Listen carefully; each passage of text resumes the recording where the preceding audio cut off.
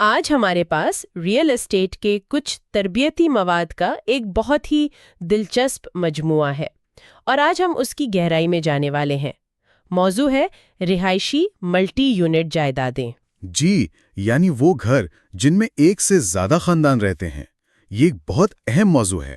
بالکل، اور اس کو سمجھنے کے لیے آئیے ایک فرضی کردار کی کہانی سے شروع کرتے ہیں۔ فرض کریں ایک شخص ہے علی۔ وہ ایک ایسی ڈیوپلیکس خریدنا چاہتا ہے جس میں ایک بیسمنٹ اپارٹمنٹ بھی ہو۔ یہ تو بہت عام صورتحال ہے۔ جی، اس کے لیے یہ ایک بہترین سرمایہ کاری ہو سکتی ہے، لیکن اس کا سب سے بڑا سوال یہ ہے کہ یہ اضافی یونٹ قانونی بھی ہے یا نہیں۔ تو آج ہم علی کے اس سفر میں اس کی مدد کریں گے اور اس کی چھان بین میں اس کا ساتھ دیں گے۔ یہ ایک بہترین نقطۂ آغاز ہے، کیونکہ یہی وہ سوال ہے جہاں سے ہر چیز شروع ہوتی ہے۔ مطلب ایک قانونی اور غیر قانونی یونٹ میں زمین آسمان کا فرق ہوتا ہے، نہ صرف قیمت میں بلکہ ذمہ داریوں میں بھی۔ صحیح۔ تو آج ہم دیکھیں گے کہ ایک یونٹ کو قانونی کیا چیز بناتی ہے، اس میں زوننگ اور بلڈنگ کوڈز کا کیا کردار ہے، اور ایک ریئل اسٹیٹ پروفیشنل کی ذمہ داریاں کیا ہیں۔ بالکل، تو آئیے پہلے قدم سے شروع کرتے ہیں۔ جب ہم کہتے ہیں کہ ایک گھر میں ایک یونٹ ہے تو اس کا اصل مطلب کیا ہے؟ ایک رہائشی یونٹ وہ بنیادی طور پر ایک مکمل گھر کی چھوٹی شکل ہے، مطلب ایک ایسی جگہ جہاں ایک شخص یا خاندان آزادانہ طور پر رہ سکے۔ اچھا۔ تکنیکی طور پر اس میں کم از کم ایک کچن، ایک باتھ روم، سونے کی جگہ اور سب سے اہم، عمارت سے باہر نکلنے کا اپنا الگ راستہ ہونا چاہیے۔ اپنا الگ راستہ، ٹھیک۔ اگر یہ سب چیزیں موجود ہیں تو ہم اسے ایک خود مختار یونٹ یا سیلف کنٹینڈ یونٹ کہہ سکتے ہیں۔ جیسے علی کی پراپرٹی کا وہ بیسمنٹ اپارٹمنٹ۔ تو سنگل فیملی گھر میں ایک یونٹ اور ملٹی یونٹ میں ایک سے زیادہ، یہ سننے میں تو بہت سادہ لگتا ہے۔ سادہ لگتا ہے، لیکن یہیں سے پیچیدگیاں شروع ہوتی ہیں۔ ان کے لیے کئی نام استعمال ہوتے ہیں۔ ڈوپلیکس یعنی 2 یونٹ، ٹرائیپلیکس یعنی 3، اور 4 پلیکس مطلب 4 یونٹ والی عمارتیں۔ ٹھیک ہے۔ اور ایک بات یاد رکھنے والی ہے، جیسے ہی آپ 4 یونٹ سے 5 پر جاتے ہیں، کھیل ہی بدل جاتا ہے۔ اچھا، کیسے؟ تب اسے کمرشل پراپرٹی مانا جاتا ہے، اور اس کے لیے قانون وہ بالکل مختلف ہیں۔ اچھا، اور آج کل ایک اور اصطلاح بہت سننے میں آ رہی ہے، ADU یعنی ایکسیسری ڈویلنگ یونٹ۔ یہ کیا ہے؟ ADU کا مطلب ہے اضافی رہائشی یونٹ۔ انہیں اکثر گرینی سوٹ یا گارڈن سویٹ بھی کہا جاتا ہے۔ یہ آپ کے گھر کے ساتھ جڑا ہوا ایک اضافی اپارٹمنٹ ہو سکتا ہے، یا پھر آپ کے پچھواڑے میں ایک الگ چھوٹی سی عمارت۔ شہروں میں ہاؤسنگ کی کمی کی وجہ سے ان کی مقبولیت بہت بڑھ رہی ہے۔ ٹھیک ہے، تو آنلی کی پراپرٹی ایک ڈوپلیکس ہے جس میں ایک بیسمنٹ یونٹ ہے۔ اب آتے ہیں اس کے سب سے بڑے سوال پر، یہ قانونی ہے یا نہیں؟ اسے یہ کیسے پتا چلے گا؟ قانونی حیثیت کو سمجھنے کے لیے میں ہمیشہ ایک 3 ٹانگوں والی کرسی کی مثال دیتا ہوں۔ 3 ٹانگوں والی کرسی؟ جی، اگر ایک بھی ٹانگ غائب ہو تو کرسی گر جائے گی اور یونٹ غیر قانونی سمجھا جائے گا۔ یہ دلچسپ ہے، وہ 3 ٹانگیں کون سی ہیں؟ پہلی ٹانگ ہے زوننگ، یعنی کیا شہر کی مقامی حکومت آپ کو اس جگہ پر ایسی عمارت بنانے کی اجازت دیتی بھی ہے یا نہیں۔ دوسری ٹانگ ہے بلڈنگ کوڈ، یعنی کیا عمارت خود مضبوط اور مضبوطی طریقے سے بنی ہے۔ اور تیسری ٹانگ ہے فائر کوڈ، مطلب کیا روزمرہ کی زندگی میں آگ سے بچاؤ کا مناسب انتظام موجود ہے۔ واہ! اگر یہ تینوں ٹانگیں مضبوطی سے اپنی جگہ پر ہیں تبھی وہ یونٹ قانونی کہلائے گا۔ بہت خوبصورت مثال۔ آئیے پہلی ٹانگ سے شروع کرتے ہیں، زوننگ۔ اس کا کیا مطلب ہے کہ شہر اجازت دیتا ہے یا نہیں؟ دیکھیے، ہر شہر اپنے علاقے کو مختلف زونز میں تقسیم کرتا ہے۔ کچھ علاقے صرف سنگل فیملی گھروں کے لیے، کچھ اپارٹمنٹس کے لیے، اور کچھ کمرشل استعمال کے لیے۔ بالکل، اگر علی کی پراپرٹی ایسے زون میں ہے جہاں صرف سنگل فیملی گھروں کی اجازت ہے تو اصولی طور پر وہاں دوسرا یونٹ غیر قانونی ہوگا۔ لیکن ہمارے ذرائع میں بل 14 کا ذکر بار بار آیا ہے، اس نے تو جیسے پورے کھیل کو ہی بدل دیا ہے۔ بالکل، 2011 کا یہ قانون the strong communities through affordable housing act بہت اہم تھا۔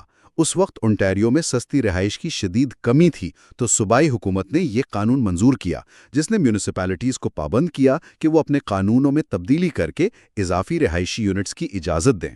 تو یہ ایک طرح سے صوبائی حکومت کا شہروں کے مقامی منصوبوں پر اثر انداز ہونے کا طریقہ تھا، تاکہ ہاؤسنگ بحران کو حل کیا جا سکے؟ اس پر شہروں کی طرف سے کوئی مزاحمت بھی دیکھنے میں آئی؟ آپ نے بالکل صحیح پکڑا ہے۔ یہ صوبائی اہداف اور مقامی کنٹرول کے درمیان ایک کشمکش ہے۔ کچھ شہروں نے اسے خوش آمدید کہا، جبکہ کچھ نے خدشات کا اظہار کیا کہ اس سے پارکنگ، ٹریفک، ان سب پر دباؤ بڑھے گا۔ لیکن قانون کی وجہ سے انہیں اجازت دینا پڑی۔ جی، تاہم ایک بہت بڑا لیکن ہے۔ وہ کیا؟ بل 140 صرف زوننگ کی رکاوٹ کو کم کرتا ہے۔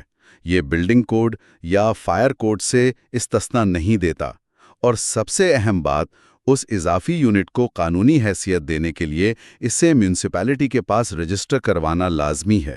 رجسٹریشن کے بغیر یہ اب بھی ایک غیر قانونی یونٹ ہی ہے۔ اچھا، تو علی کو سب سے پہلے یہ چیک کرنا ہوگا کہ اس کی پراپرٹی کا دوسرا یونٹ شہر کے پاس رجسٹرڈ ہے یا نہیں۔ اب آتے ہیں دوسری ٹانگ پر، اونٹاریو بلڈنگ کوڈ۔ یہ کن چیزوں کا احاطہ کرتا ہے؟ بلڈنگ کوڈ وہ عمارت کی ہڈیوں اور ڈھانچے کے بارے میں ہے۔ اس کا مقصد یہ یقینی بنانا ہے کہ عمارت محفوظ، صحت مند اور پائیدار ہو۔ صحیح۔ یہ صرف کاغذ پر موجود قوانین نہیں، یہ لوگوں کی جانوں کی حفاظت کے لیے بنائے گئے ہیں۔ مجھے ہمیشہ یہ تجسس رہا ہے کہ بیسمنٹ اپارٹمنٹس میں اکثر کھڑکیاں اتنی چھوٹی کیوں ہوتی ہیں یا بعض اوقات بہت بڑی؟ کیا یہ صرف ڈیزائن کا معاملہ ہے؟ یہ ایک بہترین سوال ہے، اور اس کا سیدھا تعلق بلڈنگ کوڈ سے ہے۔ بلڈنگ کوڈ کہتا ہے کہ بیسمنٹ یونٹ کی کھڑکیوں کا ایک مخصوص سائز ہونا چاہیے۔ اس کی دو وجوہات ہیں۔ ایک، قدرتی روشنی اور ہوا کی آمد، اور دوسری، جو کہ زیادہ اہم ہے، ہنگامی حالت میں باہر نکلنے کا راستہ، یعنی ایگریس ونڈو۔ یعنی اگر آگ لگ جائے؟ بالکل، اگر آگ لگ جائے اور مرکزی دروازہ بند ہو تو یہ کھڑکی جان بچانے کا ذریعہ بن سکتی ہے۔ اسی لیے اس کا سائز اتنا ہونا چاہیے کہ ایک اوسط انسان اس میں سے نکل سکے۔ واہ، یہ تو بہت ہی اہم ہے۔ اور آگ سے بچاؤ کے لیے بلڈنگ کوڈ میں اور کیا شرائط ہیں؟ ایک بہت اہم شرط ہے فائر سپریشن۔ Fire suppression? جی، اس کا مطلب یہ ہے کہ دو یونٹس کے درمیان کی دیواریں، فرش اور چھتیں خاص مواد سے بنی ہونی چاہیے جو آگ کو کم از کم 30 منٹ تک پھیلنے سے روک سکیں۔ 30 منٹ؟ یہ 30 منٹ رہائشیوں کو بے حفاظت باہر نکلنے کے لیے قیمتی وقت فراہم کرتے ہیں۔ اس کے علاوہ ہر یونٹ کا اپنا الگ داخلی اور خارجی راستہ ہونا بھی لازمی ہے۔ اور یہ سب کون یقینی بناتا ہے؟ جب بھی کوئی نیا یونٹ بنایا جاتا ہے تو مالک کو بلڈنگ پرمٹ لینا ہوتا ہے۔ پھر شہر کے انسپیکٹرز آ کر معائنہ کرتے ہیں۔ جب وہ ہر چیز سے مطمئن ہو جاتے ہیں تب وہ ایک آکیوپنسی پرمٹ جاری کرتے ہیں، جس کا مطلب ہے کہ اب اس یونٹ میں قانونی طور پر رہا جا سکتا ہے۔ بالکل، علی کو بیچنے والے سے یہ پرمٹ ضرور مانگنا چاہیے۔ ٹھیک ہے، تو زوننگ ہو گئی، بلڈنگ کوڈ ہو گیا، اب آتے ہیں کرسی کی تیسری اور آخری ٹانگ پر، اونٹاریو فائر کوڈ۔ یہ بلڈنگ کوڈ سے کیسے مختلف ہے؟ یہ ایک بہت اہم فرق ہے۔ بلڈنگ کوڈ زیادہ تر نئی تعمیرات کے وقت لاگو ہوتا ہے۔ وہ عمارت کے پیدا ہونے کا قانون ہے۔ اچھا۔ جبکہ فائر کوڈ عمارت کی پوری زندگی پر لاگو ہوتا ہے۔ یہ روزمرہ کی حفاظت کو یقینی بناتا ہے، چاہے عمارت 100 سال پرانی ہی کیوں نہ ہو۔ اس میں کیا چیزیں شامل ہیں؟ اس میں سب سے بنیادی چیز تو ہیں کام کرنے والے اسموک الارم۔ نئی عمارتوں میں یہ ہارڈ وائرڈ ہونے چاہیے، یعنی گھر کی بجلی سے منسلک۔ اور بیٹری بیک اپ بھی؟ جی، بیٹری بیک اپ بھی۔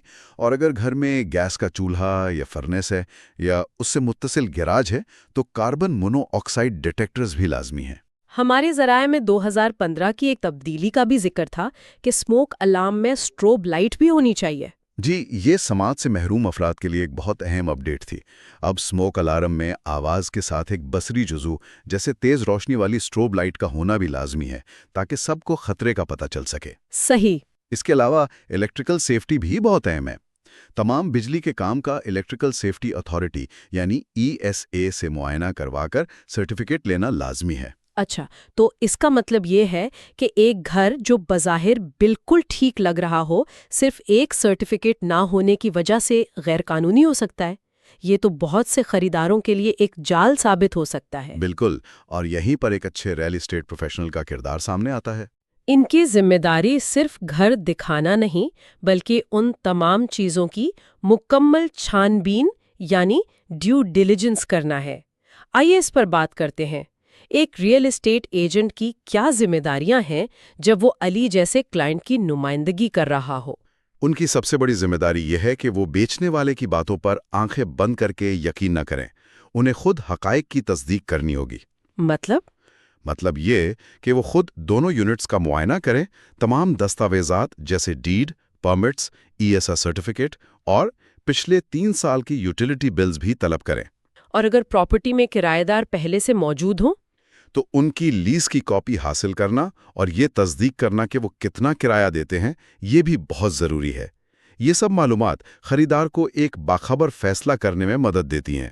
یہ محض ایک اچھا عمل نہیں بلکہ ایک پیشہ ورانہ ذمہ داری ہے، قانونی ذمہ داری ہے. اس کے ساتھ ایک اور اہم موضوع جڑا ہے، انکشاف یعنی ڈسکلوجر. بیچنے والے اور ان کے ایجنٹ کو کیا کچھ بتانا لازمی ہے؟ ڈیفیکٹس کو ظاہر کرنا لازمی ہے. یہ ایک تکنیکی اصطلاح لگتی ہے. کیا آپ اسے آسان الفاظ میں سمجھا سکتے ہیں؟ پوشیدہ نقص اور ظاہری نقص میں کیا فرق ہے؟ ضرور. اسے اس طرح سمجھیں. ظاہری نقص دیوار میں ایک نظر آنے والی درار کی طرح ہے جسے کوئی بھی دیکھ سکتا ہے. ٹھیک ہے. بیچنے والے کو یہ بتانے کی ضرورت نہیں کیونکہ یہ عیاں ہے. لیکن پوشیدہ نقص اس دیوار کے پیچھے چھپی ہوئی پھپھوندی یعنی مولڈ کی طرح ہے جس کے بارے میں شاید صرف مالک کو پتا ہے. اور وہ آسانی سے نظر نہیں آ سکتی. جی، یہ ایک ایسا نقص ہے جو جائیداد کو خطرناک یا ناقابل رہائش بنا سکتا ہے. اسے ظاہر کرنا قانوناً لازمی ہے. مجھے ایک کیس یاد ہے جہاں ایک بیچنے والے نے یہ نہیں بتایا کہ سردیوں میں بیسمنٹ میں پانی آ جاتا ہے. اوہ. نئے مالک کو پہلی ہی برفباری کے بعد ہزاروں ڈالر کا نقصان اٹھانا پڑا. یہ اس بات کی بہترین مثال ہے کہ مکمل چھان بین اور ایماندارانہ انکشاف کیوں ضروری ہے. یہ تو بہت سنگین معاملہ ہے.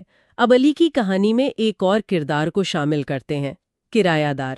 فرض کریں کہ بیسمنٹ یونٹ میں پہلے سے کوئی کرایہ دار رہ رہا ہے. اب کیا ہوگا؟ یہاں اونٹاریو کا رہائشی کرایہ داری ایکٹ یعنی RTA دخل میں آتا ہے. یہ قانون کرایہ داروں کے حقوق کا بہت تحفظ کرتا ہے. مثال کے طور پر اگر بیچنے والا ممکنہ خریداروں کو یونٹ دکھانا چاہتا ہے تو اسے کرایہ دار کو کم از کم 24 گھنٹے کا تحریری نوٹس دینا ہوگا. اور یہ نوٹس کسی بھی وقت کے لیے ہو سکتا ہے؟ نہیں، یہ نوٹس صبح 8 بجے سے رات 8 بجے کے درمیان کے وقت کے لیے ہونا چاہیے. آپ بغیر اطلاع کے کسی کے گھر میں داخل نہیں ہو سکتے. کرایہ دار کی پرائیویسی کا احترام بہت ضروری ہے. جی بالکل. لیکن عملی طور پر یہ کتنا مشکل ہوتا ہے؟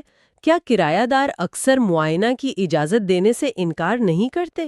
یہ ایک بہت عام مسئلہ ہے.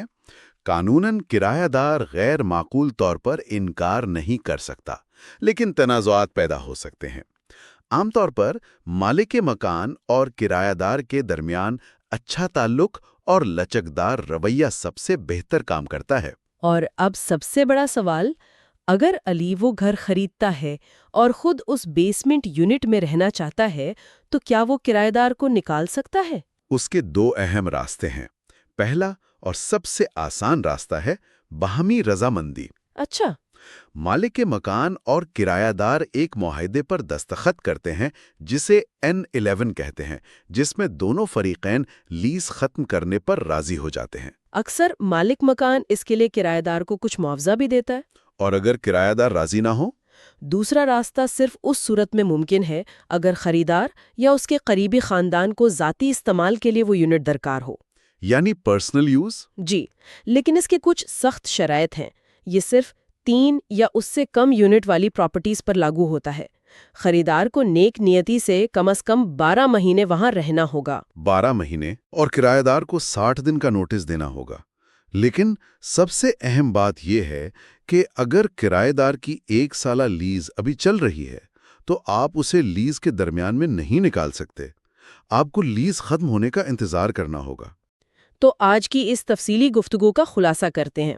ہم نے علی کی کہانی کے ذریعے سیکھا کہ ایک ملٹی یونٹ پراپرٹی کی قانونی حیثیت ایک 3 ٹانگوں والی کرسی پر کھڑی ہے: زوننگ، بلڈنگ کوڈ اور فائر کوڈ. ایک ریئل اسٹیٹ پروفیشنل کی ذمہ داری ہے کہ وہ مکمل چھان بین کرے، اور بیچنے والے کی ذمہ داری ہے کہ وہ تمام پوشیدہ نقائص کو ظاہر کرے. اور سب سے بڑھ کر فروخت کے عمل کے دوران کرایہ داروں کے قانونی حقوق کا احترام کرنا لازمی ہے. بالکل۔ اور آخر میں سامعین کے لیے ایک سوچ چھوڑ کر جاؤں گا۔